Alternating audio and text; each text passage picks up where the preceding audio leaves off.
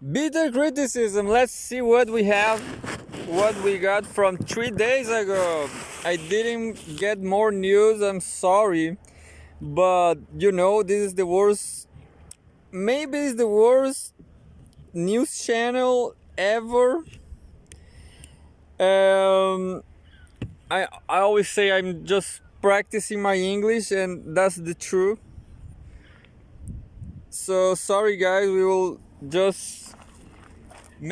just improvise and we'll just talk about philosophy. Maybe we will just talk about my problem with alcohol. I have a problem with alcohol. Look, I'm always drinking in in the in the morning, but that's it. I just drink in the morning 1 can a day. But this is not a full beer. It's more like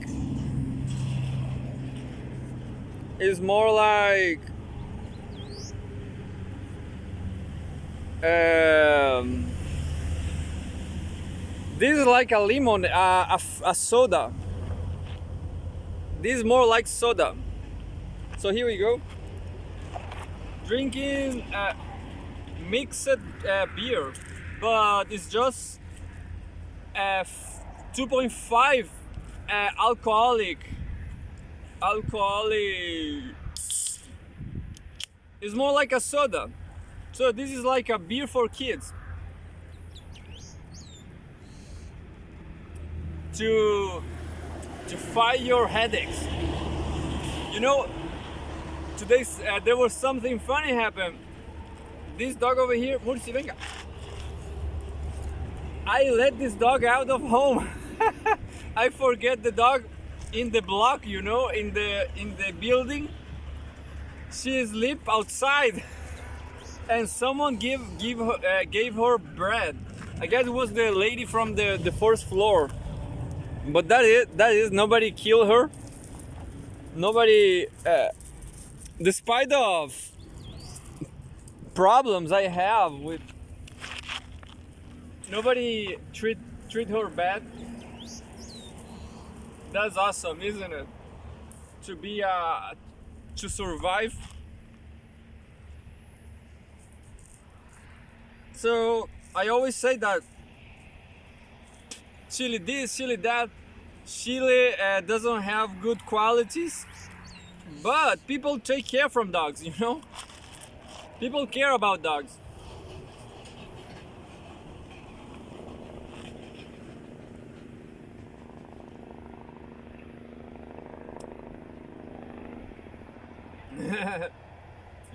Maybe people will think I abandoned her. The problem is that dog, Murci, is too quiet.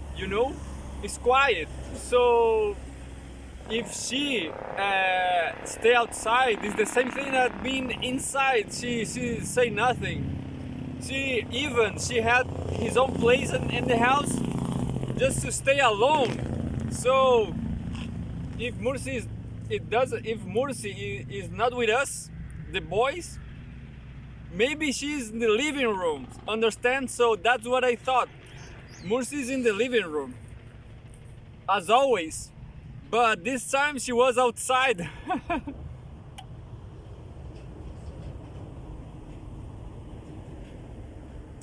So now I will have to say her inside the house, Murci, inside the house. But the lady gave her bread. Some neighbor gave her bread. I have I will read things from Pepe Escobar's Telegram again. Globalsouth.com, .co, globalsouth.co, February 15, 2024 in Russia. The New Rules podcast. This is not a news, it's just a teaser. Definitely work it with me. Because it's Dugin, Alexander Dugin, I guess his name. Yeah. A New Rules podcast special, the emergence of A New Russia and the Crisis of Western Globalist Elites, hosted by Dimitri Simes Jr. at the New Rules. Alexander Dugin and Pepe Escobar join us to discuss how the Ukraine conflict has permanently changed Russia and the world. This is a part one of our geopolitical super episode. Russia's fight against globalism. 1 from 2. Russia's fight against globalism. I guess this is right, you know. I was listening this. Yeah, I will tell about him. This is a community, also a YouTube channel from Argentina. This guy, I have to say this. He supported Milei on the campaign. But as I follow him on social media, on Instagram, he's not happy. He changed, you know. He is not supporting Milei anymore. He changed his mind, of course. But he is like right wing. He have these tendencies of right wing, but you know, actually, he's just making money from the right wing community. He just make videos, good videos, you know, from his channel. He made, his name is Christian Nothing. He has 3 channels: Christian Nothing, Christian Nada, and the most famous is Ultra Argentina, which is a fascist name because Ultra. And he has another channel about geopolitics that calls, I don't remember that I missed that one, but it's also great. I forget. But anyway, he made this kind of live stream videos with his community, and well, his community is right wing, you know. But the bad thing for right wing in the world is that right wing ideologically is full of problems, you know. More problems than left wing, I guess, you know. If you are a right winger, you will have no idea how to explain a lot of things, how to fix it.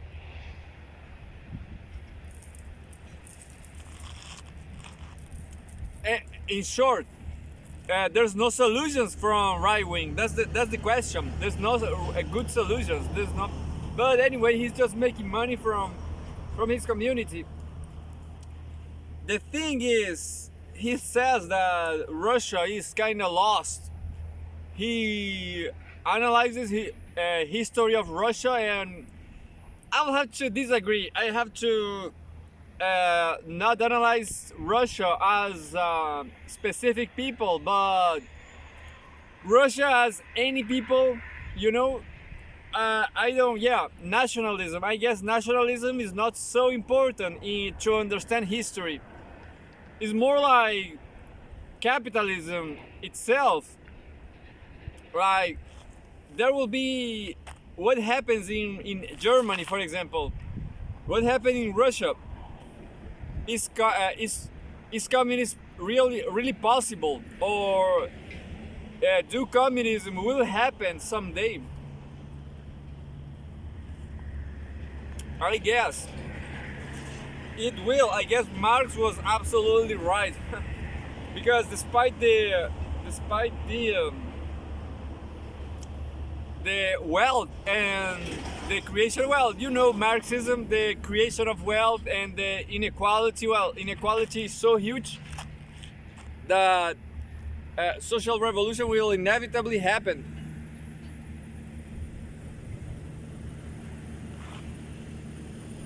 Just so down.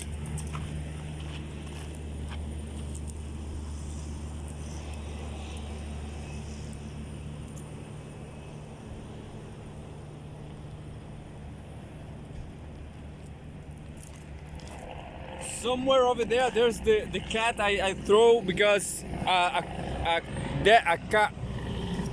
cat corpse. There's a cat corpse over there. Milu! And Milu loves to get smelling like the corpse.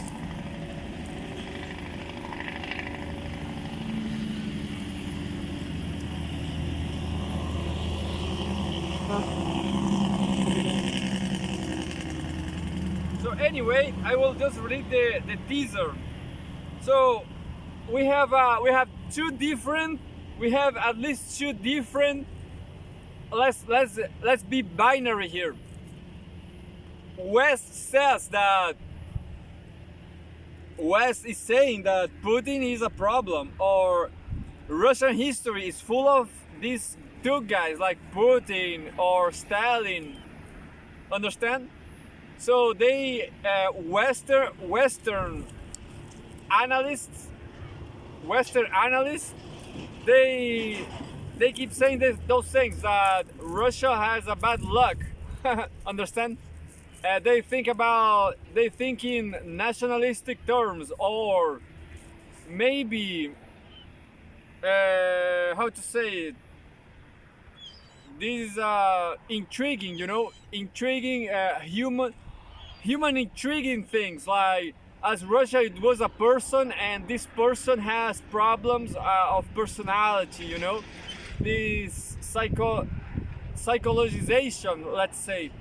So West says that the Russian has problems of government, and also Christian Nada, I'll have to say this, that all Western people, they say that what happened in Russia after the perestroika, it was great, Boris Yeltsin short years, it was great. But that's terrible, for Russians. That was a terrible period, and that's what I have to say. They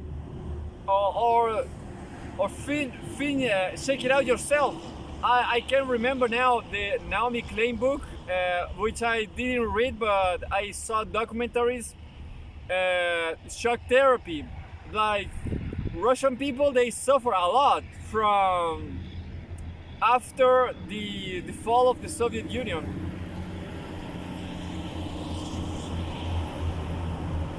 And well, Christian Nada is always commenting these things about, well, I have to take that Christian Nada, he has this, at least he wants to,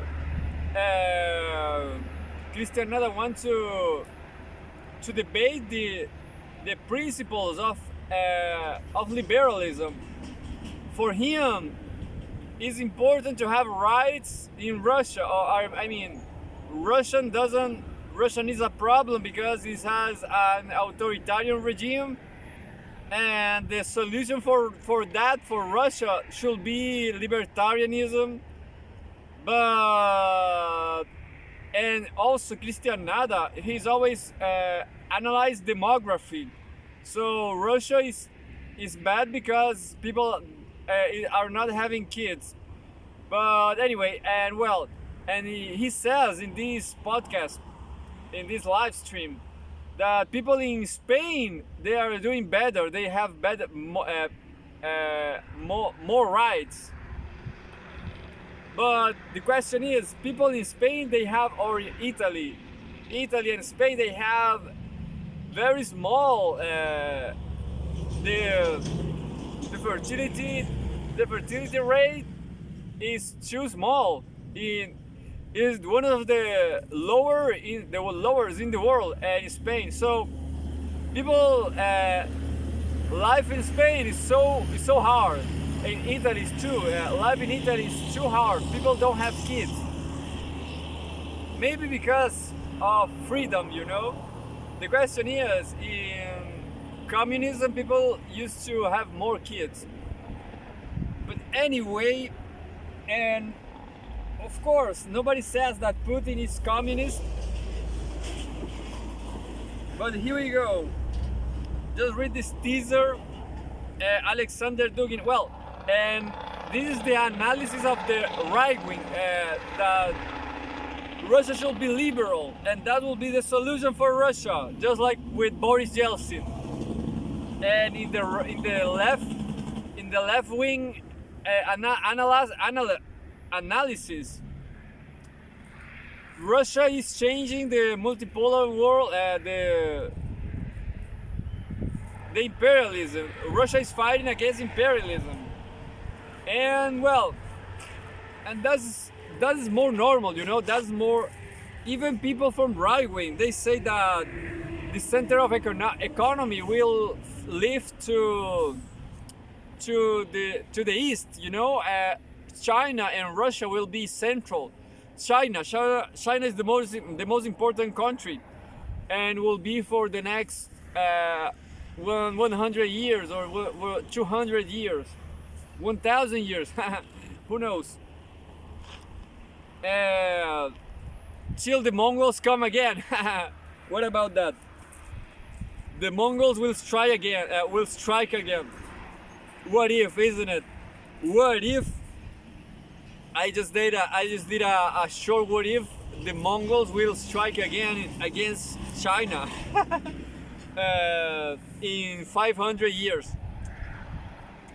Alexander Dugin and Pepe Escobar join us to discuss how the Ukraine conflict has permanently changed Russia and the world. This is part 1 of our geopolitical super episode. Putin on West's reaction to Carlson interview. Good that they listen to that I have to say. Russia's special operation in Ukraine. Yeah, I have not much news to read actually. Well, I will finish the news from yesterday. This news from Pepe Escobar in Donbass. I hope he listened to me and stop wearing black, because people will think he's I don't know, from the BOPE. Maybe Pepe Escobar knows this. BOPE in Brazil is the super police. Maybe Ukrainian will think he's not a journalist but a general, you know, a super special operator.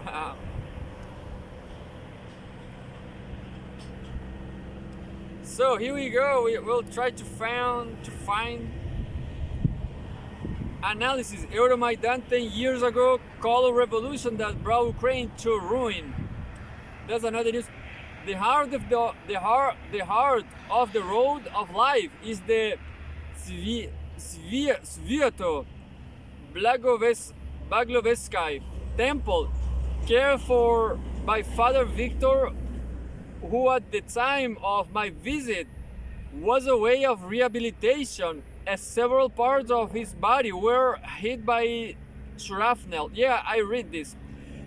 I am shepherded by Yelena, who shows me the impeccable clean temple bearing sublime icons, including 13th century Prince Alexander Nevsky, who in 2059 became the supreme Russian ruler, sovereign of Kiev, Vladimir, and Novgorod.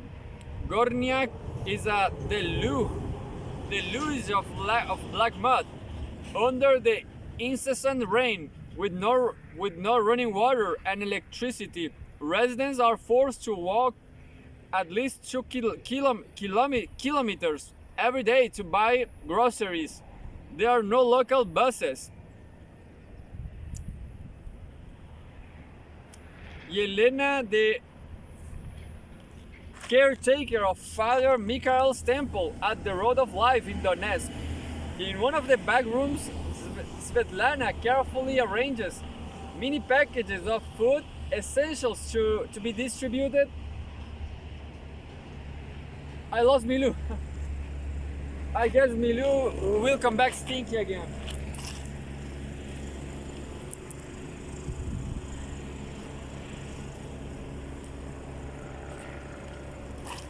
Milu is not there with the cat corpse. But definitely Milou gone away. Hopefully he will come back.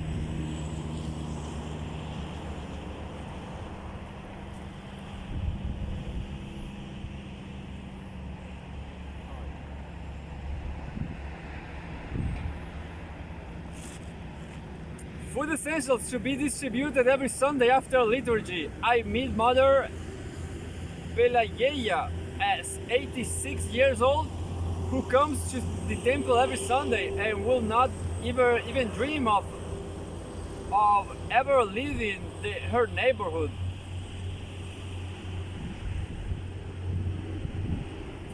Yeah, wartime in Russia. War times. I guess it's well done, you know. My opinion is just like Russia Today says.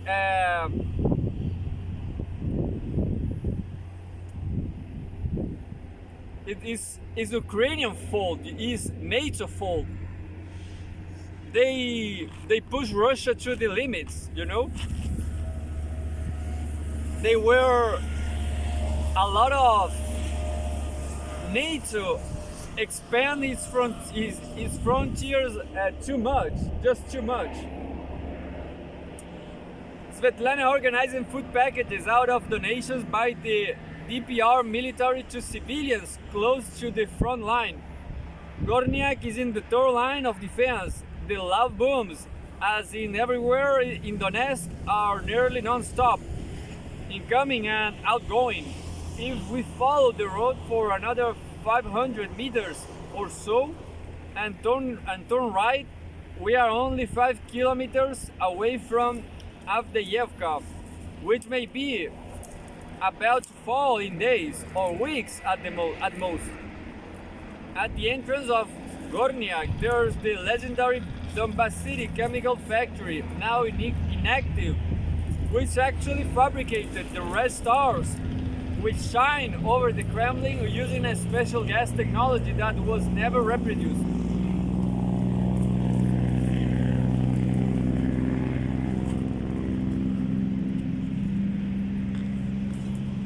I miss you, Mursi. I get so worried about you.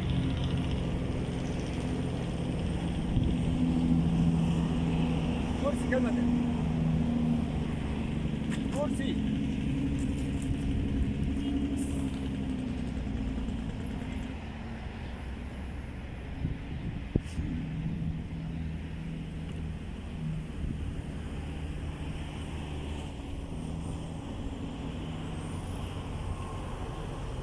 Bye, Mursi.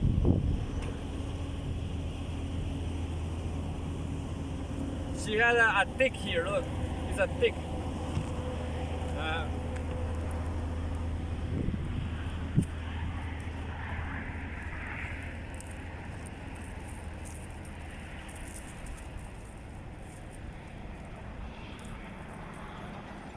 Local residents built an improvised shrine to honor the child victims of Ukrainian shelling.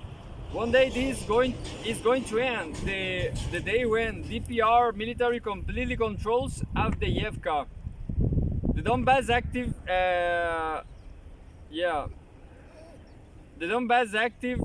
chemical plant at the entrance of the Road of Life in Donetsk. Mariupol is Russia. The traveling priesthood exits the digs of the Archangel Gabriel Battalion and heads to a meeting in a garage with the Dmitry Doskoy Orthodox Battalion fighting the Unklider direction. That's where I meet the remarkable Troya, the battalion's medic, a young woman who had a comfy job as deputy officer in a Russian district before she decided to volunteer. Onwards to a cramped military dormitory where a cat and her kittens reign as mascots, choosing the best place in the room right by the iron stove. Time to bless the fighters of the Dmitry Zalunsky Battalion, named after Saint Dimitri of Thessaloniki, who are fighting in the Nikolskoye direction. At each successive ceremony, you can't help being stricken by the purity of the ritual, of the beauty of the chants, the grave expression in the faces of the volunteers, all ages from teenagers to sexagenarians. Deeply touching. This in so many aspects is the Slavic counterpart of the Islamic axis of resistance fighting in the West Asia. It is a form of Azabiya community spirit, as I use it in a different context, referring to the Yemeni Houthis supporting our people in Gaza. Our people in Gaza. Yeah. Well, I read that yesterday. I hope the best for, I'm sorry, but yeah, I guess Russia is more interesting than the East Asia. Mariupol building. So yes, deep down in the Donbass countryside, in communion with those living life during wartime, we feel the enormity of something inexplicable and vast, full of endless wonder, as if touching the Tao by listening the current the loud booms. Even the Tao, touching the Tao, yeah. In Russian, there is of course a word for it. I cannot read this word because it's in Cyrillic, roughly translated as enigma or mystery. I left Donetsk countryside to go to Mariupol and to be hit by the proverbial shock when one is reminded of the utter destruction perpetrated by the neo-Nazi Azov battalion in the spring of 2022. From the city center to the shoreline along the port, then all the way to the massive Azovstal iron and steel works. I was watching Russia Today in English, and this Azov battalion was destroying everything. Tommy, venga. Since 2014.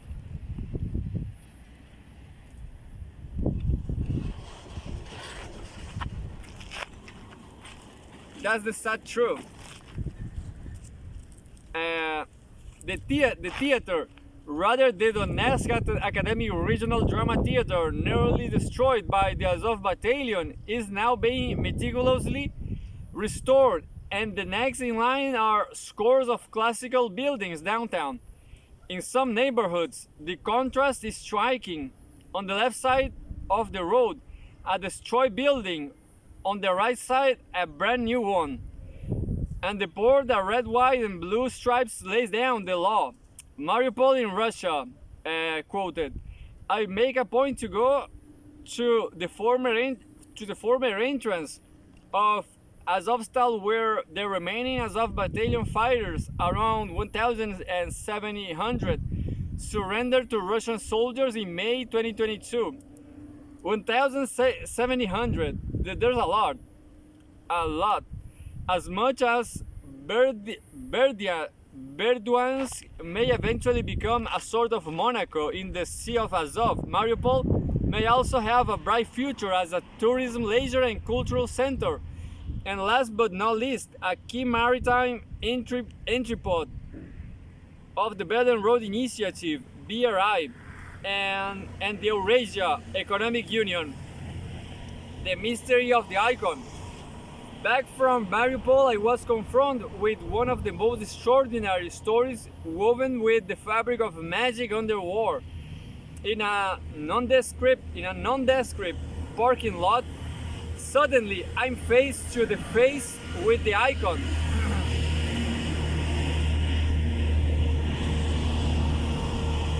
The icon of Mary, Mother of God.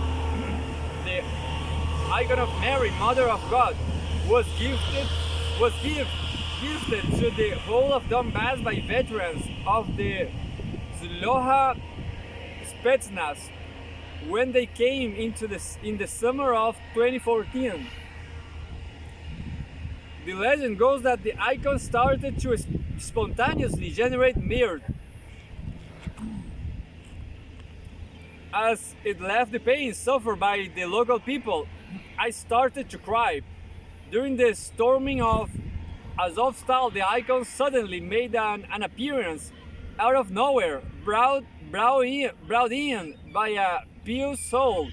2 hours later, the legend goes, the DPR Russian and Chechen forces fought their breakthrough. The icon is always on the move along the SMO's hotspots in Donbass. People in charge of the relay know one another, but they can never guess where the icon heads next. Everything develops as a sort of magical mystery tour.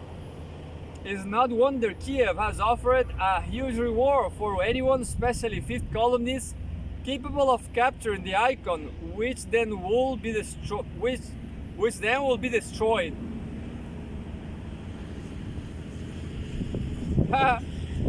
Yeah, that's funny, isn't it?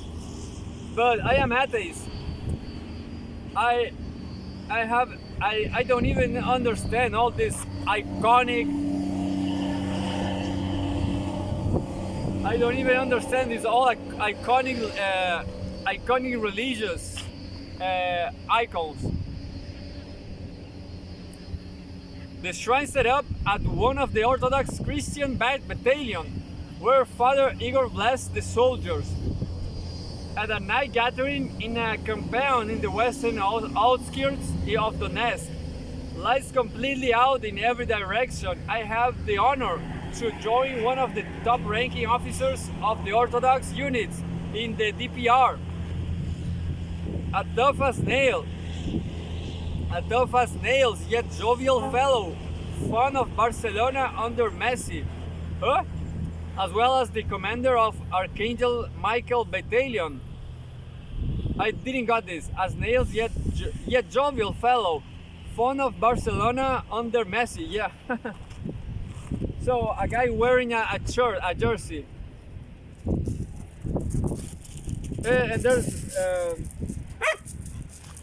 And there's my sportive girl. Yeah. Let's practice some sports. I will read I hope I will read to the end this. I guess I will.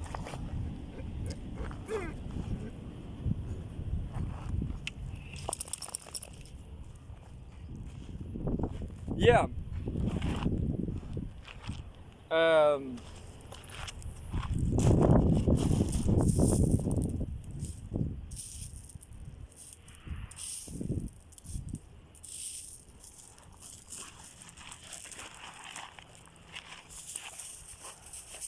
Milou is here. Milou is here. I guess Milou call Luna, as well as the commander of Archangel Michael Battalion. Codename Alphabet. We are in the first line of defense, only 2 kilometers away from the front line. The incessant loud booms, especially outgoing, are really loud. The conversation ranges from military tactics on the battlefield, especially in the siege of Avdiivka, which will be totally encircled in a matter of days.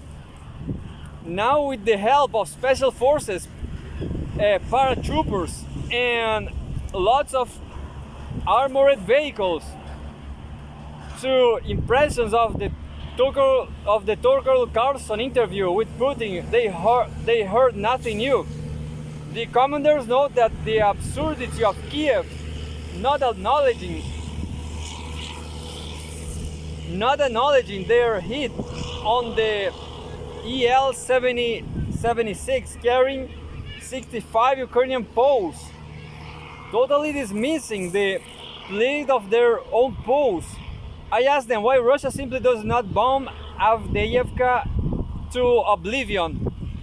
Humanism, they answer. The do-yourself rover from hell. In a cold, foggy morning at the secret location in central Donetsk, once again, no drones overheard. I met 2 kamikaze drone specialists, codename Hooligan, and his observer, codename Letchik. They set up a kamikaze drone demo of course, unarmed, while a few meters away, mechanical engineer specialist, the advocate sets up his own demo of do-it-yourself mine delivery rover. That's a certified lethal version of the Yandex food delivery. Rovers, now quite popular around Moscow, advocate shows off the maneuverability and ability of this little toy to face any terrain. The mission each rover is equipped with 2 mines to be placed right under an enemy tank. Success so far has been extraordinary, and the rover will be upgraded. So they have a rover. The advocate setting up his do-yourself mine delivery in rover test. There's hardly a more daring character in Donetsk than Artyom Gavrilenko, who built a brand new school cum museum right in the middle of the first line of defense. Once again, only 2 kilometers or so away from the front line. He shows me around the museum, which performs the enviable task of outlining the continuity between the great patriotic war, the USSR adventure in Afghanistan against the US financed and weaponized jihad, and the proxy war in Donbass. Russia, Donbass, unbreakable spirit. We went into the DPR using back roads to cross the border to the LPR so far from Lugansk. This is a slow, desolate border, which reminds me of the Pamirs in Tajikistan, basically used by locals. In and out, I was politely questioned by a passport control officer from Dagestan and his seconds in command. They were fascinated by my travels in Donbass, Afghanistan, and West Asia, and invited me to visit the Caucasus. As we left deep into the freezing night for the long trek ahead back to Moscow, the exchange was priceless. You are always welcome here. I will be back, like Terminator. That was funny. Endowment for democracy, you said, NGOs like Open Society for Ukraine.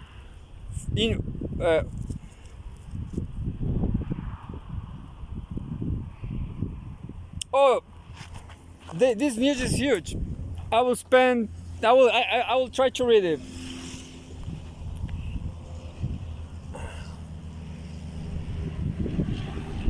Endowment for Democracy, USAID, and NGOs like the Open Society Foundation went to work in Ukraine. The point person was Victoria Nuland, who was first Richard Cheney's principal deputy foreign policy advisor, then George Bush Jr.'s ambassador to NATO, then military Clinton spokesperson, and by 2014 Assistant Secretary of State. This time the Russians caught the conspiracy on the tape in an intercepted call between Nuland and the US Ambassador to Ukraine, Geoffrey Piat, now Assistant Secretary of State. Nuland explained to Piat that Vice President Joe Biden will help choose and cement the post-Cup government. The 2014 Ukraine team, including Biden, Nuland, Jake Sullivan, then and now Biden's National Security Advisor, Geoffrey Piat, and Antony Blinken, then the Deputy National Security Advisor, remains the Ukrainian teams today. This is another news, I guess. Yeah, I guess. Yeah, so such a good time for Pepe Escobar in the Donbass. I will do my yoga now. I will just finish. Well, it's early to do my yoga. Yeah, I will read his telegram, I guess. Yeah.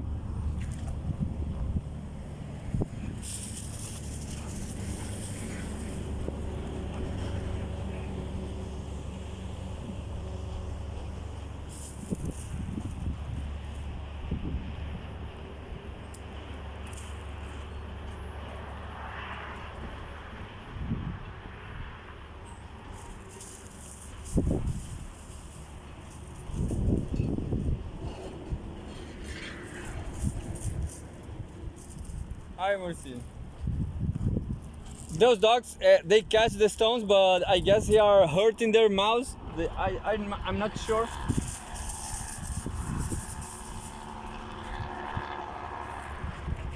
So, so I have this news from Battle for Advievka, The View from Donetsk, Part 2, Texas Bentley, from Geopolitics Live. Most of the shelling of Donetsk civilian areas over the last 10 years have come from Avdiivka, including the recent mass murder of 27 civilians at the Che textile chic market in my neighborhood less than a month ago. Avdiivka was known as the impregnable fortress of Nazi power, and yet I have lived to see it begin to fall. Many of my friends, both civilians and military, did not, but those of us who lived swore a solemn oath on their blood that we would see it fall or die like they did trying. That's why I say I feel this victory in my soul, because I know my friends feel it is theirs today, even from another world. And today we kept that promise. So at Devka falls, and I feel in my bones today too, because today instead of the steady rumble of Avdiivka's artillery, there was silence. There wasn't been any shelling of Donetsk today at all. Today the Nazis who have bombed us from almost a decade from Avdiivka are too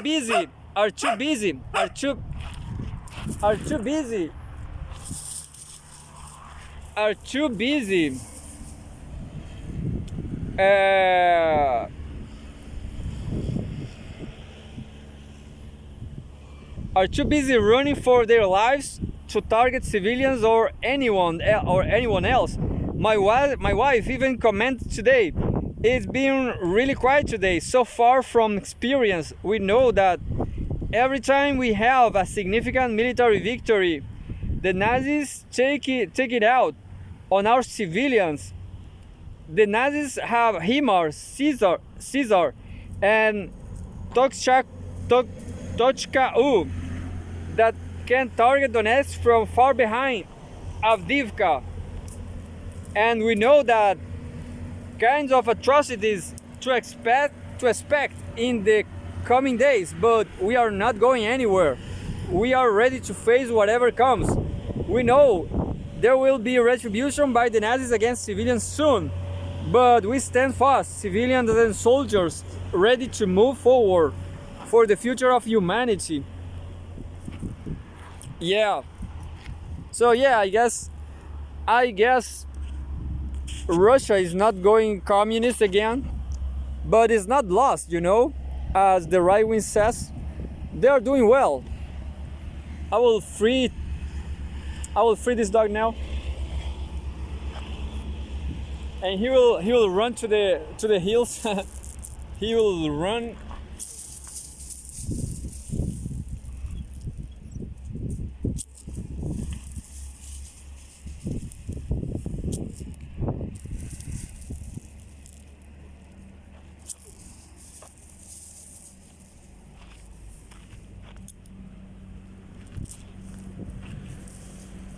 So yoga time, woo!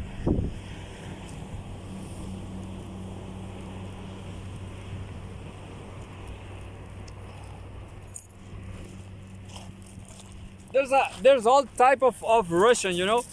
I met a Russian family here in Chile. There's this type of Russia who are afraid of the consequences of the invasion, and they fled to countries like Chile or Brazil just to have just to have kids, you know, for the kids to have a better passport. But I'm not sure about Chile or Brazil, you know. It's good for geopolitics, it's good, but it's bad for being a Brazilian or a Chilean, you know. That is not great at all. But anyway,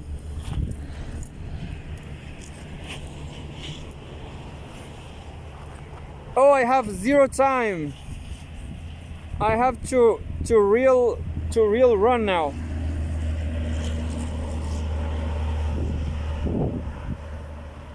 Yeah, I have no time, zero time.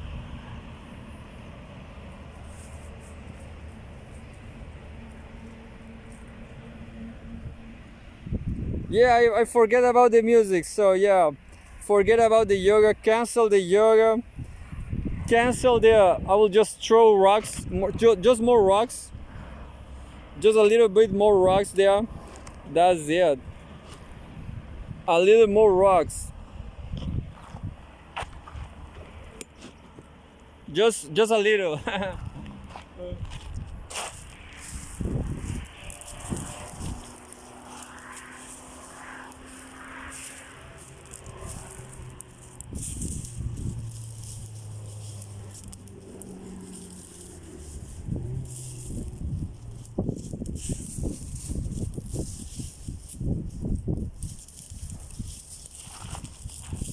And that's it, Mursi. I miss Mursi. Mursi was outside house, but we got her thanks to God, I guess. Thanks to Archangel Gabriel. What about that?